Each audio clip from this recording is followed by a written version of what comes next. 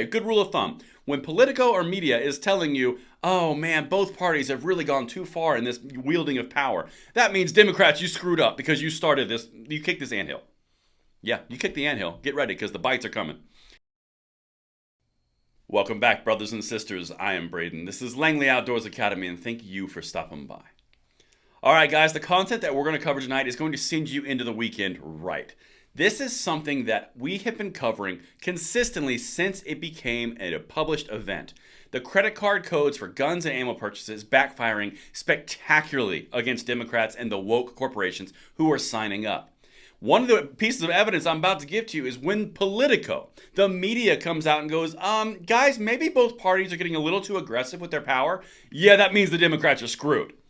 Everything will be linked in the description box below. I cannot wait to hear what you guys think of this one because this is huge. Please send this one out. But I'm going to say a quick word from our sponsor, SDI, and then we're going to dive into it. I can't wait to hear what you guys think. Now, I know a lot of you out there like to repair and upgrade your own guns. If you're looking for a way to take your hobby to the next level, Sonoran Desert Institute can help. The online programs at SDI cover armor courses, gunsmithing, ballistics, woodworking and finishes, shooting, sports management, and more. Plus, all the tools and materials are shipped directly to your door. There's never been a better time to turn a hobby into a career, so what are you waiting for? There's a link in the description box below, and thank you so much to SDI for allowing me to bring this stuff to you this week. But brothers and sisters, one of the consistent things that we talk about on this channel is that we are greater than they would have us think that we are. We control more legislatures across the country. We have a greater land density. We have greater land mass overall. We have a tremendous ability to affect the change that we want to see in this country. All we have to do is decide to do so, and this is what I'm about to show you. Check this out, because like I said in the intro, when Politico is coming out and saying both parties have gone too far, that means the Democrats are catching heat for this. All right, let's get it. Visa is going to track gun store sales, and Republicans are furious. Well, yeah, no kidding. Leaders from both parties have grown increasingly aggressive in using their power and their financial resources to cajole corporations in adopting practices that adhere to their respective ideologies. Now, I almost hear you through the camera. Braden, Republicans didn't tell these banks to do this. You're right. The woke side did. About 4 individuals. Well, they have brought down hellfire from above across the entire Republican Party and, in my opinion, have galvanized even more people to vote against the Democrats in about 6 weeks. And I'm not the only one. Check this out. Again, Politico writes to a left-wing audience. This is not written to you and I. Check this out. A fierce political battle is emerging over how Americans buy their guns. A move by Visa and other major credit card companies to identify purchase at gun stores has inflamed Republican lawmakers, who warn that it will lead to widespread corporate surveillance and the suppression of Second Amendment rights, and they're poised to make it a campaign issue. Yeah, no kidding, it's easy as can be. Guys, look at what these banks are doing at the behest of the woke guys in the Democratic Party. Pretty simple. Infringement on Second Amendment rights, infringing upon privacy. Let's go down the list. But even Politico is warning Democrats on this. Mark it down. Check it out.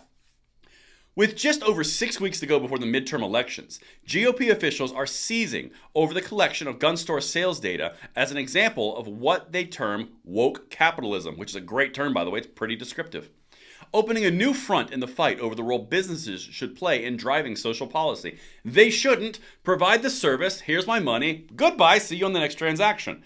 But they're starting to step in the realm of political agendas, and this is where they're getting smoked. You want to talk about this year alone? You've got Texas completely withdrawing JP Morgan out of the municipal bond market. We covered on this channel. That's $80 billion. Louisiana followed suit. Other states are following suit. And we control most of the legislatures. So how expensive do you want this to be, wokies? But let's keep going. Now, one of the things about the progressive side of the aisle around gun control, around any woke policy, they always let their ambitions out of the bag. Check this out. Progressives are already cheering that this will be a huge step forward in monitoring suspicious gun purchases, Representative Roger Williams, Republican Texas, said in a House hearing on Wednesday. Anyone who is against the rights of gun owners will want financial institutions to flag every single gun transaction with a gun code to law enforcement. They've already even said that. Elizabeth Warren, Letitia James, Rob Bonta, they all said that immediately when they came out with this decision. This is not something they're making up as completely fictitious a reason. But here's what happened in Florida. We covered this yesterday. Environmental, social, and governance, or ESG, policies have, quote, been weaponized in a way that is very concerning to me, said Florida's chief financial officer, Jimmy Patronis, a Republican who's seeking re-election. There's the election tie-in. Petronas earlier this week threatened the credit card companies with the specter of GOP-led legislation targeting their operations if it's determined that this code has a chilling effect on firearm purchases. It does, and it will, and good luck when the legislature comes into effect in March in Florida. Quote, I see it going as far as we need to take it. Even if we need to deplatform a financial institution doing business in the state of Florida because of their harm or irreparable harm they're doing to some of these companies, he said in an interview. And this is the part where you're starting to see the media and Politico starting to warn the Democrats because they are in trouble on this. They're on the bad side and they know it. And we haven't even gotten to what JP Diamond and the banks and credit card companies have said yet. Leaders from both parties have grown increasingly aggressive in using their power and their financial resources to cajole corporations into adopting practices that adhere to their respective ideologies, and those often conflict. Okay, good rule of thumb. When Politico or media is telling you, oh man, both parties have really gone too far in this wielding of power, that means Democrats, you screwed up because you started this, you kicked this anthill. Yeah, you kicked the anthill. Get ready because the bites are coming. Here's what happened in West Virginia.